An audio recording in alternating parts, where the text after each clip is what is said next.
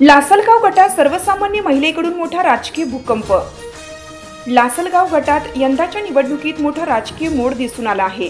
कारण पहिल्यांदाच एका सर्वसामान्य महिलेनं म्हणजेच रंजना अशोक भोसले यांनी उमेदवारी दाखल करण्याची तयारी दर्शवली आहे। रंजना भोसले या समाजात साध्या प्रामाणिक कार्यकर्ती म्हणून ओळखल्या जातात। सामान्य महिलांच्या हक्कासाठी आणि गावाच्या विकासासाठी लढणाऱ्या या उमेदवाराने आता राजकारणाच्या मैदानात उडी घेतल्याने लासलगाव गटात खळबळ उडाली आहे।